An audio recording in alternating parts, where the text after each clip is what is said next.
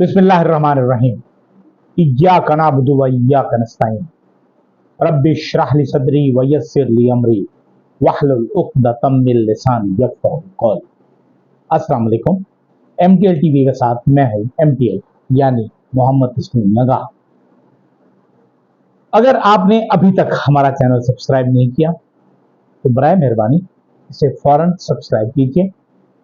सुनने के बाद अगर आपको हमारी किसी बात से इख्तलाफ है तो उसमें अपना कमेंट दीजिए और इसे फॉरवर्ड कीजिए ताकि हमारी बातें ज़्यादा से ज़्यादा लोगों तक पहुंच सकें, क्योंकि हम पाकिस्तान की बात करते हैं, आपकी बात करते हैं।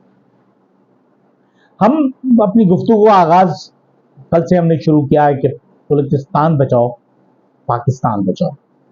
बलूचिस्तान पाकिस्तान का सबसे बड़ा सूबा रकबे के लिहाज से और सबसे छोटा सूबा आबादी के लिहाज से, महरूमियों का शिकार। इसकी बहुत सी वजूहात हैं, लेकिन गुज़िश्ता 2 दहाइयों से जो कुछ हुआ उसने इस सूबे को मुखालफत से दूर ले जाकर दुश्मनों की सफ में खड़ा किया। और ये हमारी बड़ी खासियत है कि हम इख्तलाफ राय को दुश्मनी में बदलने के माहिर। हमारे ताकतवर हल्के जो कब्जा ग्रुप है, जो कब्जा करना जानते हैं, वो चाहते हैं कि बलूचिस्तान पर उनका कब्जा रहे, जबकि बलूचिस्तान को फतह करने के लिए आपको मोहब्बत की ज़रूरत है, जनरल नासिर जंजुआ के तरीक़ाकार की ज़रूरत है।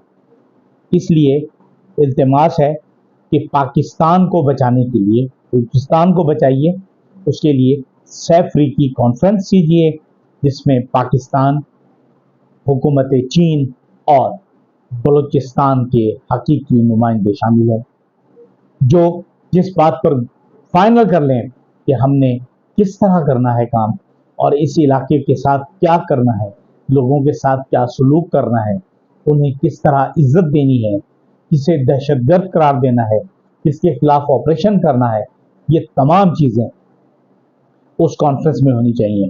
लेकिन उसके साथ साथ बलूचिस्तान के लिए एक मुआशी पैकेज आना चाहिए, क्योंकि बग़ैर मुआशियात के कोई अमल हमारा कामयाब नहीं होगा।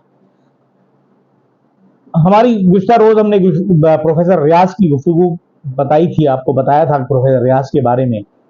और उसके बाद हुआ ये कि एक तवा था जिसे उठाकर जामिया कराची के सिंडिकेट ने अपने मुंह पर मल लिया। जामिया कराची का मुंह उस कालक से स्याह हो गया। हो सकता है कि जस्टिस तारिक महमूद जहांगीरी की डिग्री जाली हो, उसमें कुछ बदउनवानी हो, उसमें कोई बेज़ाब्तगी हो, लेकिन उसे मनसूख करने का तरीक़ाकार बिल्कुल गलत था, क्योंकि दुनिया में कोई भी कानून हो वो आपको सफाई का मौका दिए बगैर आपके खिलाफ कोई फैसला नहीं करता। और हमारे यहाँ तो पता नहीं ये चोरों की तरह सिंडिकेट ने किस तरह फैसला किया। और मैं चूँकि खुद जामिया कराची का तालिब इल्म रहा हूँ, मैंने मास्टर्स भी जामिया कराची से किया और LLB भी कराची से किया, और आज मुझे शर्मिंदगी हो रही है कि मैं इस जामिया कराची का तालिब इल्म रहा, क्योंकि वो कालक जो हमारी सिंडिकेट ने अपने मुंह पर मली है, मैं आज अपने मुंह पर महसूस कर रहा हूँ कि अगर कोई जज मुनसिफाना, आज़ादाना और कानून के मुताबिक फैसले करे तो उसके खिलाफ कैंपेन इस तरह की जाती है। क्योंकि उनकी कोई वीडियो नहीं थी, जस्टिस तारिक महमूद जहांगीरी की कोई वीडियो नहीं थी इनके पास, लिहाजा उन्होंने ये तरीक़ाकार अपनाया, जैसे भुट्टो साहब के दौर में अपनाया गया था। जब वो ज़िया-उल हक के दौर में भी ऐसा ही किया गया था। बहरहाल जस्टिस तारिक महमूद जहांगीरी के पास अब कानून ही एक रास्ता है जिसके मुताबिक वो उस पर इख्तलाफ करके, केस करके, अपनी रिट दायर करके इंसाफ हासिल कर सकते हैं। और अगर शौकत अजीज़ सिद्दीकी साबित हुए तो ये हमारे पूरे निज़ाम के मुंह पर ये कालक होगी, हमारे ताकतवर हलकों के मुंह पर कालक होगी। खुदा करे कि इन लोगों को अक्ल आ जाए। बहरहाल पाकिस्तान से एक चीज हम बरामदात की बात करते हैं कि पाकिस्तान से बरामदात बढ़ानी चाहिए। वैसे तो अब हमारे यहाँ कोई चीज बरामद हो नहीं रही, क्योंकि बिजली इतनी महंगी है, पैदावारी लागत इतनी महंगी हो गई है कि हम किसी भी फील्ड में कहीं पर भी मुकाबला नहीं कर सकते। लिहाजा अब एक फील्ड ऐसी है जिसमें हमारा नाम बड़ा नुमाया है और वो हम अफरादी कुव्वत एक्सपोर्ट कर सकते हैं, जिसे कुछ नहीं आना, जिसे कुछ नहीं करना, और वो अफरादी कुव्वत है भिखारियों की।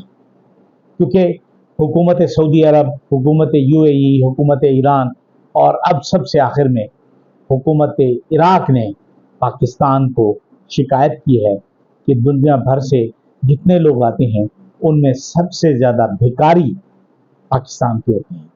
पाकिस्तान किसी और फील्ड में नंबर हो ना हो, भिखारियों की एक्सपोर्ट में नंबर 1 हो गया है।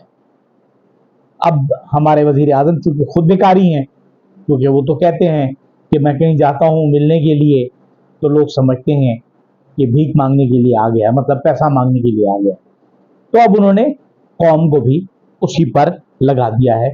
और वैसे काम आसान है, इस पर लोगों को गिरफ्तार करने से बेहतर है कि आप इसे लीगल चैनल बना दें, ताकि ज़्यादा से ज़्यादा भिखारी पाकिस्तान से बाहर जाएं और पाकिस्तान से बाहर जाने के बाद वहाँ भीख मांगें, भीख मांगने के बाद वहाँ से पैसा पाकिस्तान वापस लें, जो पाकिस्तान की माशी तरक्की के लिए बहुत अहम होगा।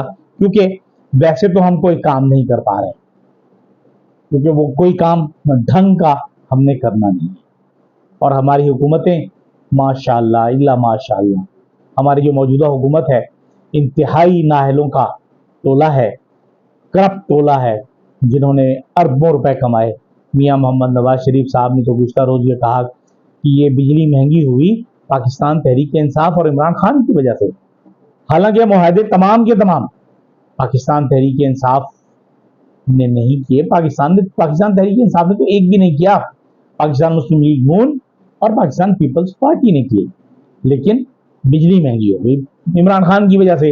हालांकि इमरान खान ने तो उनके किए हुए मुआहदों को कुछ मॉडिफाई किया था, उनके किए हुए जुर्मानों को, जो रिकॉर्डिंग में हमें जुर्माने लगे थे, उसको उन्होंने मुआफ करवाया और आउट ऑफ द कोर्ट जाके सेटलमेंट करें। लेकिन बहरहाल हम तो कोई काम ढंग से करने के कायल है नहीं।